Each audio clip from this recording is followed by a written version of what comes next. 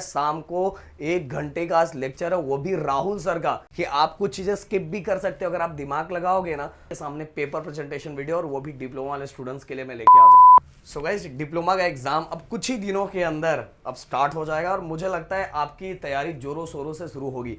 देखो गाइस, अगर आप चाहते हो कि नेक्स्ट वीडियो मैं आप सभी के पेपर प्रेजेंटेशन पे लाऊं, जो बहुत इंपॉर्टेंट है, क्योंकि आप में से बहुत सारे बच्चे 10th के बाद उन्होंने डिप्लोमा लिया होगा, बट उनको किस तरह से ये पेपर अटेम्प्ट करना है, किस तरह से लिखना है, बहुत सारे बच्चों को नहीं पता है। और यही रीज़न होता है कि बहुत सारे बच्चों को इसके अंदर जो रिजल्ट आता है ना, जैसा वो सोचते हो वैसा रिजल्ट नहीं आता। बस मैं इतना ही बोलूँगा। तो गाइज, कम से कम 500 कॉमेंट होना चाहिए और 1 के लाइक होना चाहिए। जैसे ही कंप्लीट होगा, आप सभी के सामने पेपर प्रेजेंटेशन वीडियो, और वो भी डिप्लोमा वाले स्टूडेंट्स के लिए मैं लेके आ जाऊँगा।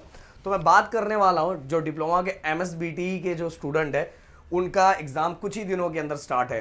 तो देखो दोस्तों, सबसे पहली बात तो आप अगर एग्जाम देने जा रहे हो तो आपको आपके एग्जाम का पेपर पैटर्न पता रहना चाहिए। एग्जाम के पेपर पैटर्न के साथ ही आपको यह भी पता चलना चाहिए कि हर मॉड्यूल का वेटेज कितना है, मुझे क्या करना चाहिए, क्या स्किप कर सकता हूं, क्या नहीं कर सकता हूं। ये सभी एक एक चीज, एक एक पॉइंट आपको पता रहना चाहिए। देखो दोस्तों, सिंपल सी बात है, ये सेमेस्टर 1 है। सेमेस्टर 1 के बाद आपका सेमेस्टर 2 आएगा। बट अगर यहां से कुछ उठा के लेके जाओगे, मतलब कुछ उधारी लेके जाओगे, तो आगे जाके बहुत पछताओगे। सेमेस्टर 2 में सोचोगे यार उस टाइम थोड़ा सा कर लिया होता, थोड़ी सी मेहनत कर ली होती, तो भाई आज सेमेस्टर 2 में मेरा सेमेस्टर 1 का कुछ बैकलॉग नहीं होता। तो इसीलिए समझाऊंगा, अभी भी बहुत अच्छा खासा टाइम है। अगर इस पे भी दिन रात एक करके नेक्स्ट लेवल का हार्डवर्क करोगे, तो अच्छे जो मार्क्स, पास तो आराम से हो जाओगे, बट अच्छे मार्क्स भी स्कोर करोगे। और बाकी टेंशन मत लो, मैं तो आपके साथ हुई। और गाइस, बाकी चीज़ों के लिए मेरे इंस्टाग्राम पे फॉलो कर सकते हो। और एक चीज़ और, हमारा जो ऐप आया हुआ है उसका लिंक डिस्क्रिप्शन में मैंने दिया, उसको फटाफट क्या कर लो, डाउनलोड कर लो। अब चलो एक एक करके हम बातें करते हैं। सबसे पहली बात तो मैं बात करूं कि टोटल जो आपके 5 मॉड्यूल हैं, 5 मॉड्यूल, उन 5 मॉड्यूल के अगर मैं वेटेज की बात करूं तो पहला जो है वो 14 मार्क्स का है, दूसरा 14 मार्क्स का है, एंड थर्ड 8 मार्क्स का, एंड फोर्थ जो हमारा डिफरेंशियल कैलकुलस है वो 20 मार्क्स का है, एंड लास्ट वाला जो मॉड्यूल है वो 14 मार्क्स का है। इस तरह से आपका टोटल पेपर डिजाइन किया गया है, जो 70 मार्क्स का पेपर आपको 3 घंटे के अंदर देना है। और इसके अंदर गाइस आपको 28 मार्क्स निकालना है।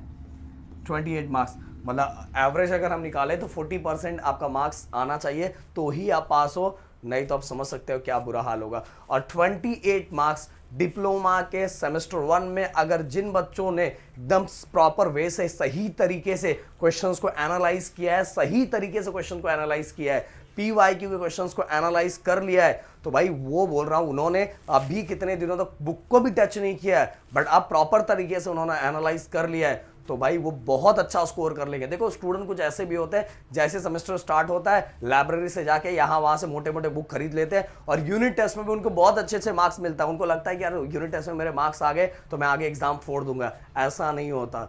जो हमारा एग्जाम, जो हमारे बोर्ड का एग्जाम, यूनिवर्सिटी का एग्जाम जो होता है, उसका पैटर्न और उसका तरीका बिल्कुल चेंज होता है। तो हमें पढ़ाई उस तरह से करनी होती है, और आप में से बहुत कम बच्चे करते हैं। और अब देखोगे जब रिजल्ट आएगा तो रिजल्ट के अंदर ये दिखाई देगा, अरे इस बच्चे का तो जो हमारा यूनिट टेस्ट हुआ था, जो कॉलेज के अंदर एग्जाम हुआ था, उसमें तो बहुत अच्छा स्कोर आया था, पर जो फाइनल एग्जाम हुआ उसमें तो खत्म।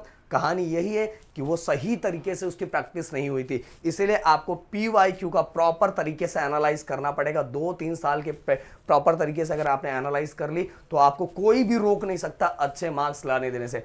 और गाइस, अगर आप चाहते हो कि हम आपकी कुछ हेल्प कर पाए, ऑलरेडी देखो मैंने पूरे लेक्चर्स वीडियो अपने यूट्यूब चैनल पे है, बट अगर पर्सनली किसी बच्चों को ऐसा प्रॉब्लम हो रहा है कि सर कुछ समझ नहीं आ रहा है, एनालाइज नहीं हो पा रहा है, मैं कैसे करूं, क्या करूं, कौन से क्वेश्चंस करना चाहिए, कौन सा क्वेश्चन नहीं करना चाहिए। क्योंकि गाइस, अगर मैं आपको बताना चाहूं, अगर यहां फोकस करोगे तो देखो हर मॉड्यूल के अंदर, अगर मैं बस आपको बताऊं डिफरेंशियल कैलकुलस के अंदर ही अगर बताऊं तो फंक्शन एंड लिमिट्स, फिर इसके बाद एप्लीकेशन ऑफ डेरिवेटिव्स, इतने सारे टॉपिक्स है, उसमें से क्या करना चाहिए, क्या नहीं करना चाहिए, ये प्रॉपर तरीके से सेमेस्टर 1 में बहुत सारे बच्चे एनालाइज नहीं कर सकते। इसलिए मैं बोल रहा हूँ, कोर्स जो हमने क्रैश कोर्स लाया उसको ज्वाइन कर लो, अगले सेमेस्टर में बहुत ज्यादा पछतावा होगा इस। और उसका भी लिंक मैंने डिस्क्रिप्शन में डाला हुआ है, फटाफट। और आज से वो कोर्स स्टार्ट हो रहा है, आज से वो कोर्स हम स्टार्ट कर रहे हैं। शाम को 1 घंटे का लेक्चर है, वो भी राहुल सर का, और उसके अंदर कोर्स में ज्वाइन हो जाओगे ना, भले आपका कुछ भी नहीं हुआ होगा, आपकी प्रैक्टिस नेक्स्ट लेवल की हो जाएगी। और डेली हम आपको क्वेश्चंस भी देंगे कि इन क्वेश्चंस की प्रैक्टिस करनी है, जिससे आपका मोटिवेशन और बढ़ेगा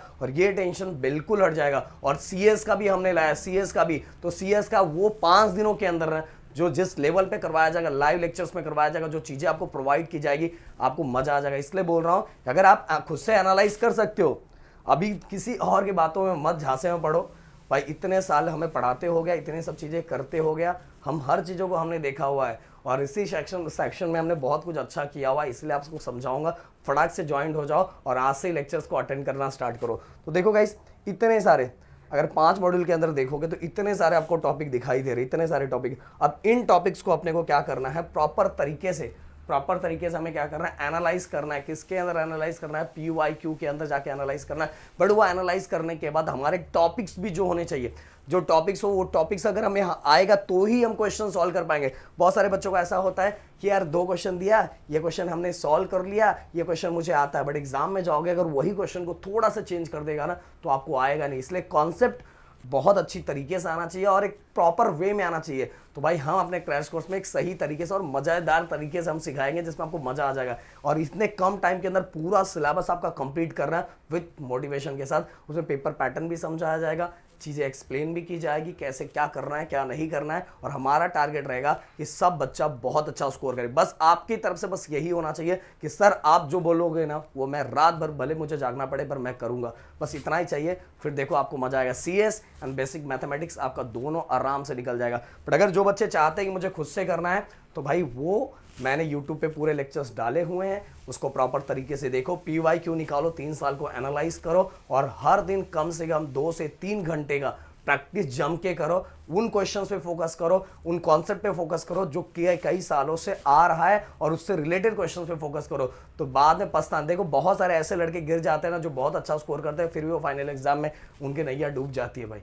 इसलिए ओवर कॉन्फिडेंट, बिल्कुल कॉन्फिडेंट होना सही है बट ओवर कॉन्फिडेंट होना बिल्कुल भी नहीं भाई, बिल्कुल मत होना, बहुत बुरा लगता है अगले सेमेस्टर में जाके। अब फटाक से हम पेपर पैटर्न की भी बात कर लेते हैं। तो आपके पेपर के अंदर टोटल 6 सेक्शन आएंगे। क्वेश्चन नंबर 1 2 3 4 5 6 और 6 सेक्शन इस तरह से डिवाइड किए जाएंगे। तो देखो गाइस, इस यही चीजों को एनालाइज करना है कि आप कुछ चीजें स्किप भी कर सकते हो। अगर आप दिमाग लगाओगे ना तो आपको 20-80 मार्क्स चाहिए। अगर देखो तो डिफरेंशियल और स्ट्रेट लाइन, ये 2 करके ही आप बहुत अच्छा स्कोर कर सकते हो, या तो कोई 2 चीजें करके भी अच्छे स्कोर कर सकते हो।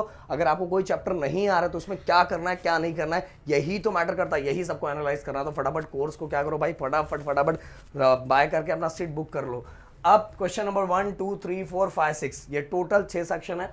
तो अगर मैं बात करूं, 7 पहले क्वेश्चन में 7 में से 5 क्वेश्चन कर रहे हैं, दूसरे में से 4 में से 3 करने हैं, तीसरे में 4 में से 3 करने हैं, चौथे में 5 में से 3, आगे 3 में से 2, देन 3 में से 2। और जो मार्क्स हमने बताया, पहला 2 मार्क्स का, दूसरा 4 मार्क्स, देन 4, देन नीचे वाले दोनों क्वेश्चन 6 मार्क्स के। और इस तरह से अगर आप कैलकुलेट करोगे टोटल हमारा हो जाता है जो पेपर हम फाइनल एग्जाम लिखने वाले 70 मार्क्स का। और 70 में से हमें 28 मार्क्स निकालना है और आराम से निकाल सकते हो, बस दिमाग से काम करो जो चीजें मैंने बोली है। अगर ना तो हमें एक मौका दो, फटाफट कोर्स में ज्वाइन हो, आपको मजा आ जाएगा। Thank you so much guys, जय हिंद दोस्तों।